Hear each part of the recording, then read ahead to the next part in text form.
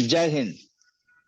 इन दिनों अक्टूबर महीने में पूरे भारत में पर्व त्योहार का माहौल होता है और इसे लेकर दिल्ली में भी कुछ ऐसे ही मौसम भी खुशगवार हो गया है और गुलाबी जाड़ा जिसको कहते हैं वो भी उसका भी रंगत चढ़ी हुई है। और इस बीच में रामलीलाएं हो रही हैं,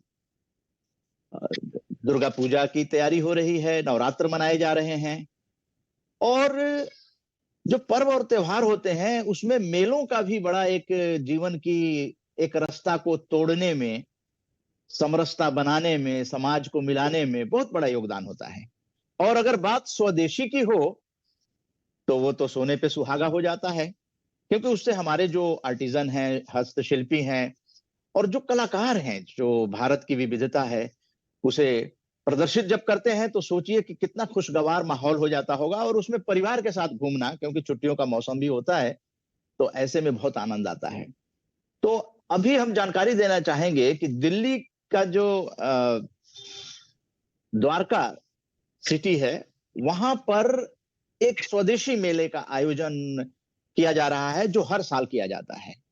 और उसके बारे में जानकारी देने के लिए स्वदेशी मेला के समन्वयक रविंद्र सोलंकी जी हम लोगों के साथ हैं। आरजेएस पीबीएच के पॉजिटिव मीडिया डायलॉग में रविंद्र सोलंकी जी आपका स्वागत है। नमस्कार। और ये भी बताना चाहेंगे कि ये स्वदेशी जागरण मंच के द्वारा ये मेला आयोजित किया जा रहा है, तो कुछ इस मेले की पृष्ठभूमि के बारे में रविंद्र सोलंकी जी आपसे जानना चाहेंगे। जैसा आपने बताया कि स्वदेशी जागरण मंच पिछले 3 दशकों से ज्यादा देश में स्वदेशी की भावना ये लोगों के बीच में रहे, इसको लेकर अलग-अलग काम करती आ रही है। चाहे वो लोगों को जागरूक करना हो, चाहे वो कोई पॉलिसी वाला मैटर हो, और इसी तरह से इसका एक प्रकटीकरण कह सकते हैं या शोकेसिंग कह सकते हैं, वो एक स्वदेशी मेले के माध्यम से लगातार स्वदेशी जागरण मंच करता रहा है। 1998-99 से ये स्वदेशी मेले एक स्वरूप में आए। उस समय के तत्कालीन प्रधानमंत्री अटल जी ने दिल्ली में ही इस बड़े एक मेले का आयोजन किया था। उसके बाद से पूरे देश भर में अलग-अलग राज्यों में ये मेले लगते हैं, और चूंकि त्योहारों पर हम बहुत खरीदारी करते हैं, हमें आवश्यकताएं रहती हैं, तो इसके आसपास में पूरे देश भर में ये स्वदेशी मेले लगते हैं। खाली केवल वस्तु ही नहीं, स्वदेशी विचार भी सबके मन में रहे, इस भाव को लेकर ये स्वदेशी मेले लगते हैं।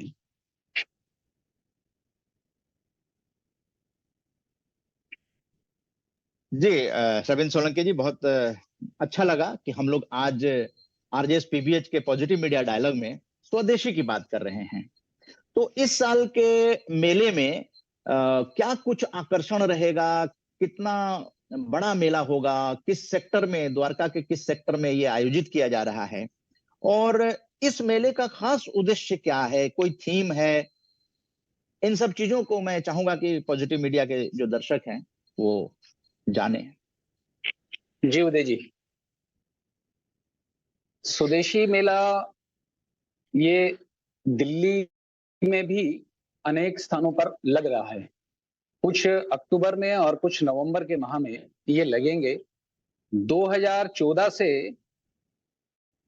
सीसीआरटी कॉम्प्लेक्स संस्कृति मंत्रालय का एक प्रांगण है, वहां पर भी इसी तरह आर्टिजन को प्रोत्साहित करने के लिए उनको ट्रेनिंग दी जाती है, उनको उनकी कला को बढ़ाया जाता है।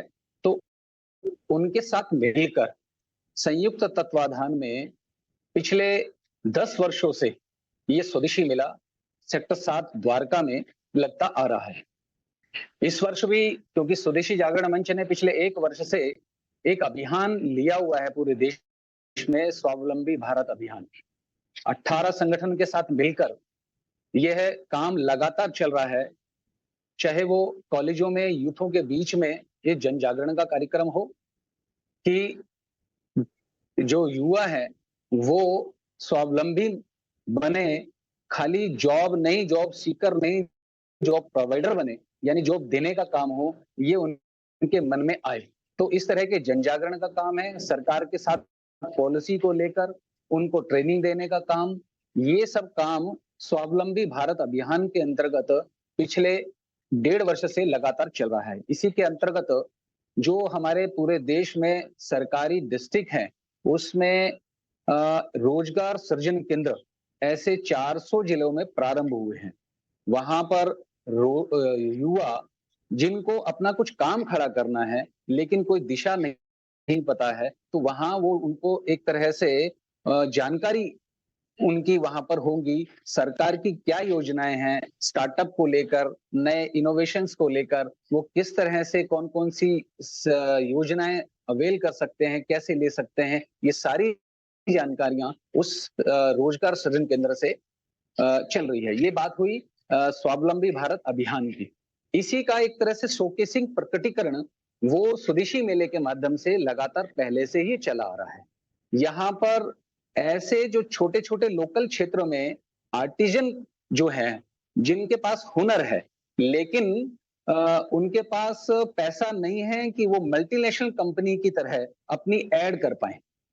तो स्वदेशी मेले में ऐसे सब आर्टिजन्स को हम एक प्लेटफॉर्म देते हैं, यानी जिनकी पेइंग कैपेसिटी है, जिनकी खर्च करने की क्षमता है, उनका और इन आर्टिजनों को मिलाने का काम ये स्वदेशी मेलों के माध्यम से होता है। यानी उन सब आर्टिजन्स को एक मंच देने का काम ये स्वदेशी मेला करता है। तो इस बार का जो स्वाभाविक है कि जो हमारा अभियान चल रहा है, उसी की थीम पर स्वदेशी मेला रहेगा, स्वावलंबी भारत। ये लंबे समय से सरकार भी इस काम में लगी है।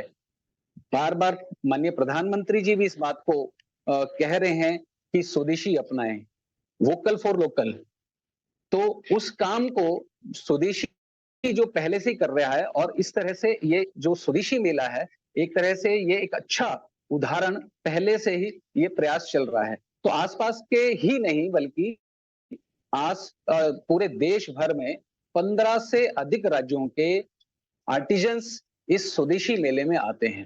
पूरा 1 साल लगभग वो इंतजार करते हैं क्योंकि यहाँ 1 साल में 1 बार लगता है। तो जब भी उन्हें ध्यान में रहता है कि दिवाली से पहले ये मेला लगता है, तो उनकी पहले से ही सब कॉल्स आती रहती हैं, रिजर्वेशन हो जाती है और उसमें भी बिल्कुल इंटीरियर से जो मानकर चलो मध्य प्रदेश हो गया, झारखंड हो गया, बिल्कुल अंदर से जो काम करने वाले आर्टिजन्स हैं, वो यहाँ पर आते हैं। खाली केवल बिक्री के लिए नहीं, अपनी कला, हुनर को यहाँ प्रदर्शित भी करते हैं। जैसे चद्दर बनाने वाला खड्डी लेकर आता है, तो वो खड्डी भी काम करता भी है और चद्दर की प्रदर्शनी भी करता है और सेल भी करता है। इसी तरह से पेंटिंग है, तो पेंटिंग का काम भी इस तरह से वहां पर पेंटिंग करते भी हैं, उसकी सेल भी करते हैं। तांबे से चित्रकारी करना, वो वहां पर करते भी हैं और इसी तरह से सेल भी करते हैं। और जो हमारा इस समय में त्योहारों में आवश्यकता वाली चीजें होती हैं, जैसे कुम्हार है, तो कुम्हार अपना चाक लेकर आएगा, वहां चाक बनाकर दिखाता है, सबको बनाता है और वहां सेल भी करता है। तो इस तरह से ये अलग-अलग आर्टिजन्स यहाँ पर आते हैं, अपनी कला को प्रदर्शित भी करते हैं और अपनी बिक्री भी करते हैं। तो कुल मिलाकर ये कलाकार के साथ-साथ में स्वाभाविक है, जैसे हमने कहा कि स्वावलंबी भारत का ये हमारा अभियान चल रहा है। खाली आर्टिजन्स, शिल्पकार, कामगार यही स्वावलंबी ना हो, तो इसके साथ-साथ में हम सांस्कृतिक कार्यक्रम भी रखते हैं, जो हमारे शाम को 6 बजे से लेकर रात को 10 बजे तक रहते हैं। उसमें भी हम नए-नए कलाकारों को प्रोत्साहित करने का काम करते हैं। पिछले 2-3 वर्षों से हमने ये एक आयाम प्रारंभ किया है कि हम वो बड़ा मंच भी हम ऐसे नए अच्छे कलाकारों को देंगे। इसलिए कल तरंग कर एक प्रतियोगिता हम इसमें लॉन्च करते हैं और एक बड़ी संख्या में अच्छे कलाकारों की एंट्रियां उसमें आती हैं। पिछले वर्ष 400 कलाकारों की एंट्रियां आई थी, उसमें से भी हमें छटनी कर स्क्रूटनी कर कुछ लोगों को हम अच्छे मौका दे पाए। तो उसमें भी हम यहाँ ये भी करते हैं कि उनको भी, ऐसे नए कलाकारों को भी वो सांस्कृतिक मंच भी मिले। खाली केवल ऐसा नहीं है कि भई शिल्पकारों के लिए, तो अलग-अलग क्षेत्र में जिनकी प्रतिभाएँ हैं, तो इस स्वदेशी मेले में उन सभी प्रतिभाओं को एक मंच मिले, ये काम स्वदेशी मेले के माध्यम से रहता है। जी। रविंद्र सोलंकी जी, मन में काफ़ी उत्साह जगा दिया आपने, और जो आपको देख रहे होंगे, सुन रहे होंगे, तो उसमें बहुत सारे जो हुनरमंद होंगे या अपनी फ़न का जादू और अदाकारी करने वाले कलाकार भी होंगे, और वो सुन रहे होंगे, तो उनके मन में होगा कि क्या हम भी अपनी प्रदर्शनी वहाँ लगा सकते हैं क्या? पहली तो बात ये है। और आपने स्वावलंबी भारत की बात की है, तो उसके लिए क्या वहाँ आने वाले जो भी आर्टिज़न्स होंगे, तो क्या बैंक्स के भी स्टॉल लग रहे हैं क्या? जी, दो सवाल। मैं थोड़ा-सा आपको ये रूपरेखा बता दूँ। जैसे मैंने जानकारी दी कि वहाँ पर आर्टिज़न्स अपनी कला को प्रदर्शित करते हैं, इसी तरह से सांस्कृतिक जो मंच होता है, उसमें भी कलाकारों को ये मंच मिलता है। आपने ठीक कहा, हमने पिछले कुछ समय से इसको धरातल पर लाने के लिए कुछ और प्रयोग प्रारंभ किए। जैसे आस-पास के, दिल्ली के या आस-पास के कोई ऐसे उद्यमी जिन्होंने ज़ीरो से शुरू किया और एक आज अच्छे मुकाम पर पहुँचे हैं। 20, 30, 50, 100, 200 लोगों को रोज़गार दे रहे हैं। तो उनको भी मंच पर लाकर वहाँ हम सम्मानित करते हैं, जिनसे उनकी जो सक्सेस स्टोरी है, वो जानकारी युवाओं के बीच में आए और उनके मन में भी ये रहे कि हमें भी काम करना है, हमने काम नौकरी लेनी नहीं, हमने देनी है। तो ये काम भी उस मंच के माध्यम से हम करते हैं। और जो आप कह रहे हैं कि ये ठीक बात है, सरकार की जो महत्वाकांक्षी योजनाएँ हैं, वो भी वहाँ पर रहती है, उसको वहाँ अवेल कर सकते हैं आस-पास के क्षेत्र के लोग, चाहे वो स्वनिधि योजना की बात होगी और चाहे वो पीएम उदय की इसकी बात होगी, तो इस तरह की कुछ योजनाएँ साथ में कुछ पिछले वर्ष जैसे हमने कुछ लोगों को ट्रेनिंग देने का भी वहाँ 5 दिन में काम किया और ट्रेनिंग देने के साथ-साथ में उनकी फंडिंग की भी योजना की। इस वर्ष भी ऐसे 2 बैंक हमारे इस मेले के साथ जुड़ रहे हैं। ऐसे जो लोग, ऐसे जो प्रतिभा वाले जिनको कुछ पैसे के कारण से, अर्थ के कारण से कहीं दिक्कत होती है, तो उसको भी कहीं न कहीं वो बैंक के माध्यम से हम दूर करने का प्रयास करते हैं। खाली ये जो मैंने बताया है कि भई हमारे पास कुल मिलाकर 15 राज्य से अधिक यहाँ पर स्टॉल वाले आएँगे। इसके साथ-साथ में ऐसा नहीं है कि और सब तरह की विविधताएँ हैं।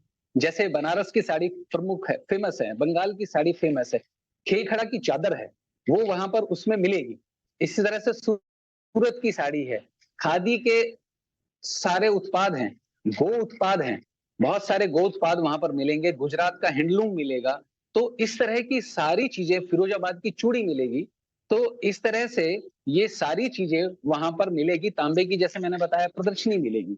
तो इस तरह से ये सारी चीज़ें रहेंगी और खाली इतने में ही नहीं, हमने भोजन में भी हम इसी तरह से जो हम मेरे परंपरागत स्टेट के ट्रेडिशनल्स रहते हैं, वो हम उस मेले में हमारे में रहते हैं, रहेंगे। इस बार भी गुजरात, बिहार, यूपी का मालपुआ, राजस्थान और दक्षिण भारत का भी जो साउथ का है, वो ट्रेडिशनल वहाँ भोजन अलग से मिलेगा। एक हमने और इस बार प्रयोग किया है कि मेले के अंदर ही, क्योंकि ये जो हमारी लोकेलिटी है द्वारका, वो सब सिटीज़ है और इस तरह की सब फ्लैट से चारों तरफ से वो घिरी हुई है। बहुत लंबे समय से जो ये लोग यहाँ रहते हैं, वो ग्रामीण परिवेश को नहीं देख पाते, तो इस बार एक परिदृश्य दिखाने के लिए ग्रामीण परिवेश का एक सेक्शन अलग से किया है हमने। किस तरह से वहाँ काम होते हैं, क्या-क्या सब होती हैं, उसी के अंदर आपको बैठाकर हरियाणा में जो मोटा अनाज, जो अप्रचलित प्रधानमंत्री जी के माध्यम से हुआ है, हम पहले स्वाभाविक करते ही थे, उसका भोजन वहाँ पर बैठाकर किस तरह से करना चाहिए वो वहाँ मिलेगा। गीर गाय और बैल वहाँ पर होंगे, ए टू दूध वहाँ पर वो निकाल कर वहीं देते हैं गरम कर कर। तो एक ग्रामीण परिवेश, वहाँ एक चौपाल होगा। चौपाल के अंदर भी जो मेन स्टेज है उसके अलावा भी एक हमने चौपाल वहाँ क्रिएट की है। तो हम हमारे परंपरागत जो लोकगीत हैं, वो रोज अलग-अलग रहेंगे, हर दिन प्रतिदिन अलग-अलग रहेंगे। कभी हरियाणा का होगा, तो कभी गुजरात का गरबा होगा, तो इस तरह से उस चौपाल में भी कार्यक्रम चलेंगे। तो एक ये हमारी विशेषता इस बार हमने की है कि वहाँ की जो सब सिटी है एक तरह से द्वारका, उनके निवासी और आसपास के लोग भी इस ग्रामीण परिवेश को महसूस करें, उसका आनंद लें। इस तरह से ये अलग से हमने एक ग्रामीण परिवेश भी किया है। साथ-साथ में क्योंकि स्वाभाविक है नई जनरेशन में ये भाव स्वदेशी का आए, तो उसके लिए भी जो छोटे बच्चों के लिए हमने कुछ प्रतियोगिताएँ बनाई की हैं और प्रतियोगिताओं के जो थीम है, जो सब्जेक्ट है, वो इस तरह से किए हैं कि जो उनमें भाव आना चाहिए हमारी संस्कृति के लिए, हमारे देश के लिए, वो भाव उसमें आए। तो तरह-तरह की प्रतियोगिताएँ बच्चों की वहाँ रखी हैं। बहनों के लिए भी बहुत सारे कार्यक्रम रखे हैं, खेल रखे हैं। इस समय वार-त्योहार का समय है, मेहंदी की प्रतियोगिता रखी है, मेहंदी का मेला अलग से रखा है। तो ये सारी चीज़ें हमने कुल मिलाकर वहाँ पर किया है। बहुत सारे और भी प्रयोग करते हैं। कोई सेमिनार्स भी छोटे-छोटे होते हैं। इस तरह की कोई कार्यशाला भी होती है जो बेकार को आकार यानी वेस्ट में को कैसे कुछ शेप दे सकते हैं, ये सारी चीज़ें हमने वहाँ पर प्रयास किया है। इसी तरह से यूथ के लिए हमने खेल की प्रतियोगिता रखी है। 5 दिन हमारी खेल की प्रतियोगिता रहती है और वो भी वो खेल जो परंपरागत लगभग हमने अब छोड़ दिए हैं।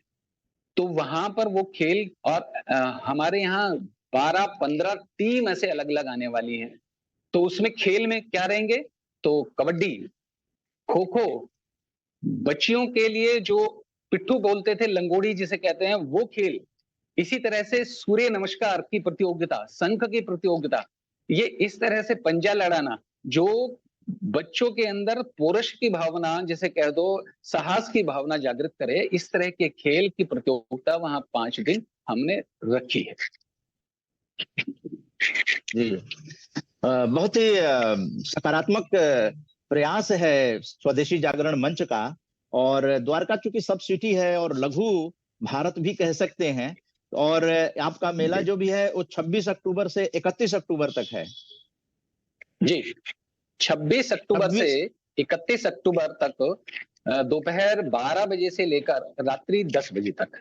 10 बजे तक और जी, 6:30 बजे से फिर सांस्कृतिक कार्यक्रम वगैरह शुरू 6 होंगे। बजे से सांस्कृतिक कार्यक्रम 10 बजे तक रहेंगे। जैसे 10 मैंने बजे बताया तक तो रहेंगे। एक दिन हमारे पास कवि सम्मेलन है 27 तारीख को। उसमें 27 तारीख को। जाने माने कवि रहते हैं हर वर्ष। इस बार भी हास्य रस के शंभू शेखर जी रहेंगे, वीर रस से गजेंद्र सोलंकी जी रहेंगे, गौरव चौहान जी रहेंगे। इस तरह से ये कवि का भी है और खाली इतना ही नहीं है। इस बार हमारे पास बीएसएफ के बैंड 2 दिन रहने वाले हैं उनके। वाह। तो उनका भी कार्यक्रम वहाँ पर मंच पर होगा और एक दिन नेवी का। तो इस तरह से जवानों के भी कार्यक्रम उस मंच पर रहने वाले हैं। बिल्कुल रविंद्र सोलंकी जी, बहुत ही सकारात्मक कार्य हैं और यही सकारात्मक प्रयास किया जा रहा है भारत को सकारात्मक बनाने के लिए। आरजेएस पीबीएच का ये सकारात्मक मंच है और हम लोग 9 साल से सकारात्मक पत्रकारिता, सकारात्मक भारत एक मिशन चलाए हुए हैं। और जो जहां-जहां देश में सकारात्मक कार्य हो रहे हैं उसको इस पॉजिटिव मीडिया डायलॉग में हम लोग लाने का प्रयास कर रहे हैं।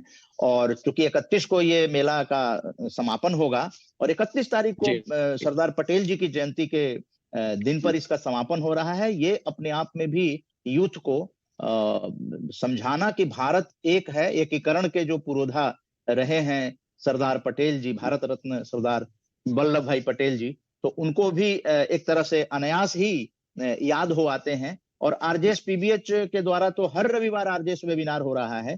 तो 29 तारीख को हम लोग राष्ट्रीय एकता दिवस, नेशनल यूनिटी डे मनाएंगे। तो निश्चित रूप से वहां पर भी राष्ट्रीय एकता की झलक देखने को मिलेगा। हम तो आरजेएस पीबीएच के मंच से भी अपील करेंगे कि नई पीढ़ी के लोग, महिलाओं के लिए भी बहुत कुछ आपने किया है, खरीदारी करने के लिए, क्योंकि आप जानते हैं धनतेरस में लोग खरीदते भी हैं। तो चूंकि एक ही छत के नीचे सीसीआरटी का जो कैंपस है बहुत ही सुंदर है, पर्यावरण अनुकूल है और वातावरण भी अनुकूल है। तो ऐसे मौसम में घूमने फिरने का मन करता है।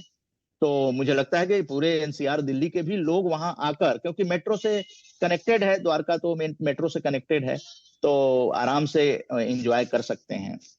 ऐसी कोई बात जो हम आपसे पूछ ना पाए हों और आप बताना चाहें? उदय जी, जैसे आपने कहा कि वार त्योहार है, इस समय में बहुत सारे मेले भी चल रहे होंगे, लेकिन ये मेला कुछ अलग है, वैसा नहीं है। जैसा मैं इस छोटे से समय में आपको बता पाया कुछ, लेकिन बहुत सारी ऐसी चीजें हैं जो छूट भी गई होंगी, वो स्वाभाविक वहां आने के बाद ही अनुभव की जा सकती हैं। तो हम वहां पर एक ही छत के नीचे, जैसे आपने कहा, ये वार त्योहार में आवश्यकताओं की सब सामग्री, वो जो आर्टिजन, जो अपने जिनके पास हुनर है, तो वो वहां लेकर आते हैं। ये अलग आपको बाजार में नहीं मिलेगी।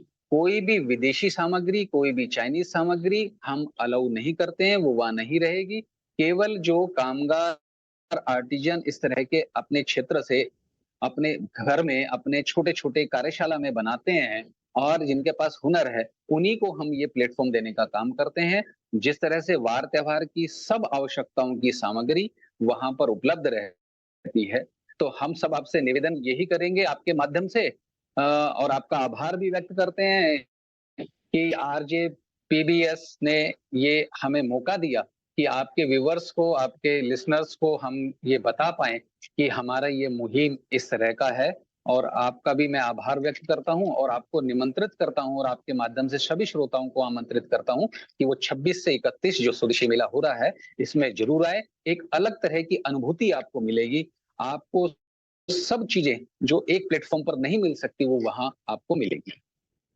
जी, तो रविंद्र सोलंकी जी, आपने आरजेएस पीबीएच के दर्शकों को, श्रोताओं को आमंत्रित किया है। श्रोता इसलिए कह रहे हैं कि ये हम लोगों का जो मुहिम है, वो ये आरजेएस पॉजिटिव ब्रॉडकास्टिंग हाउस के द्वारा पॉजिटिव मीडिया डायलॉग हो रही है। तो इसमें हम लोग विजुअल यानी वीडियो यूट्यूब पे अपलोड होगा और साथ में पॉडकास्ट है आरजेएस पीबीएच का, उस पे ऑडियो जो है वो अपलोड होगा और उसके साथ-साथ प्रिंट हम लोगों के न्यूज़लेटर आता है, तो आगे न्यूज़लेटर आएगा, उसमें भी स्वदेशी मेला मेला का फोटोग्राफ्स और कलरफुल जो है फोटो देकर, और हम लोग इसका जिक्र करेंगे कि अच्छे कार्य और भारत को राष्ट्र प्रथम का भावना से लेकर जो ये स्वदेशी जागरण मंच कर रहा है, मेले का हर साल आयोजन करता है। अब बता रहे हैं कि दिल्ली के कई जगहों पे इस तरह के मेले आयोजित हो रहे हैं, नवंबर में भी हो रहे हैं। तो ये तो बहुत ही एक तरह से एक अवसर देते हैं आप ऐसे मौसम में, जब लोग कुछ खरीदारी करना चाहते हैं। फेस्टिवल का सीजन होता है तो लोगों के मन में होता है कि एक यादगार चीज जो है वो साल भर के लिए ले लें। तो और ऐसे अवसर पे रामलीलाओं का इधर समापन होगा, लगभग 25 तारीख को भरत मिलाप के बाद समापन हो जाता है। तो पूरा ध्यान जो है वो स्वदेशी मेला की तरफ आएगा, क्योंकि लघु भारत देखने की अगर इच्छा है तो उन्हें स्वदेशी मेला जो द्वारका में लग रहा है 26 से 31 अक्टूबर, उसमें हम लोग भी आरजेएस पीबीएच की तरफ से अपील करेंगे कि लोग जाएं और देखें और भारत को जानें। भारत को जानना है तो स्वदेशी मेला को एक एक अवसर प्रदान कर रहा है। तो रविंद्र सोलंकी जी, आपके समन्वय में ये जो एक अद्भुत दृश्य उपस्थित होगा 26 से 31 अक्टूबर दोपहर से लेके रात 10 बजे तक, तो वो सफल हो, इसी की कामना करते हुए, आपका आभार व्यक्त करते हुए, जो लोग भी दर्शक हैं, आप लोग इसको जरूर देखिए और शेयर कीजिए, क्योंकि इसी से भारत जो है मजबूत बनता है। जब हम हुनरमंदों को मजबूत करेंगे, जब अपने फनकारों को मजबूत करेंगे, तो भारत निश्चित रूप से मजबूत बनेगा और स्वावलंबी भारत, जो कि नौकरी ढूंढने वाला नहीं, नौकरी देने वाला अगर बनता है, तो ऐसी स्वदेशी जागरण मंच की कल्पना, स्वदेशी मेला अपने आप में प्रशंसनीय कदम उठा रहा है और सब तरफ से प्रशंसा होगी और होती रही है। रविंद्र सोलंकी जी, आरजेएस पीबीएच के पॉजिटिव मीडिया डायलॉग में आकर ये इतनी अच्छी जानकारी देने के लिए आपका बहुत बहुत धन्यवाद। जय हिंद, उदय जी, जय भारत। पुनः आपका जय हिंद, आपका भी आभार व्यक्त करता हूँ। आरजे पीबीएस का भी आभार व्यक्त करता हूँ। इस मुहिम में आप हमारे साथ जुड़े, आपका बहुत बहुत धन्यवाद। धन्यवाद सर।